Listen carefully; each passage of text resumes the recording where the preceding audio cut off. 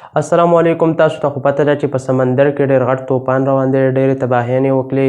طوفان په کوم ځای کې کېږي نیو اپډیټ در سره شریک کوم. ویډیو در اخره پورې وګورئ او مخکې د خپلو ملګرو سره ضرور شیر کړئ. تاسو ته پته ده چې په جون جولای کې سمندر نه حکومت ټول لانچونه روباسي، ټول کوم کسان چې د سمندر کې هغه بار تکې روباسي او هغه کورونو ته لیږي چې تاسو په سمندر کې به دې جون جولای په دې سخته ګرمۍ کې مه ګرځئ. ولې مه ګرځئ؟ په جون جولای کې څه چلي؟ په جون جولای کې واورې ولې کېږي، اوبه ډېرېږي او د هغه د وجې نه په دې جون جولای کې سمندر خپله مستی کوي، خپل طوفانونه پکې راځي چې د هغې د وجې نه لانچونه هم ډوبوي، هر څه ډوبوي. اوس راځو دا طوفان په کوم سمندر کې دی. دا طوفان په بحیر عرب چې د ټولو نه غټ سمندر دی په هغه کې روان دی. نو په کراچۍ ته په کومو علاقو ته خطره ده. په کراچۍ کې کومو علاقو ته ډېره زیاته خطره ده او حکومت څه اقدامات جاري کړي دي. په کراچۍ کې بدین او ټاټا او بدین ته ډېره زیاته خطره ده چې د سند وزیر اعلی مراد علي شاه هم د دې دپاره ایمرجنسي نافذ کړې ده.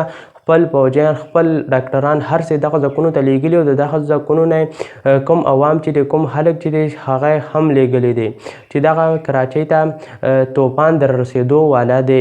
نو الله تعالی دې خیر کړي چې دغه طوفان الله په خیر سره دغه کړي.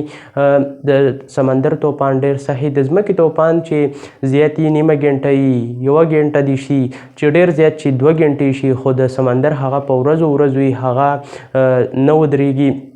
نو د دغه د وجې نه حکومت په جون جولای کې خلک روباسي د دې سمندر د منځ نه او خلک کورونو ته لیږي چې په دې کې طوفانونه راځي. سمندر ډېر د اوبو ډېر غټ طوفان غرونه راځي او بس په ورځي په هر څه باندې. نو وزیر اعلی مراد علي شاه، د سند وزیر اعلی مراد علي شاه خپل اقدامات جاري کړي دي، ایمرجنسي هم نافذ کړې ده، ډاکټران یې هم لیږلي. کوم ډاکټران چې په چوټیانې وو هغو چوټیانې ختمې کړي او دغه ځایونو ته لیږلي دي. په دغه کې چې کم خلک یې هغه یې واپس خپلو کورونو ته لیږلی دی عوام، او کوم چې په داسې کې اوسیږي هغه د دغه نه مایګریشن یې لیکلی هجرت چې د دې نه تاسو لاړ شئ بل ځای کې ته تاسو ته خطره ده.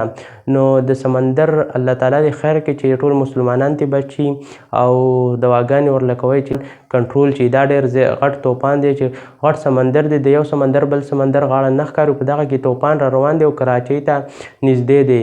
نو سمندر الله تعالی دی دا طوفان لرې کړي.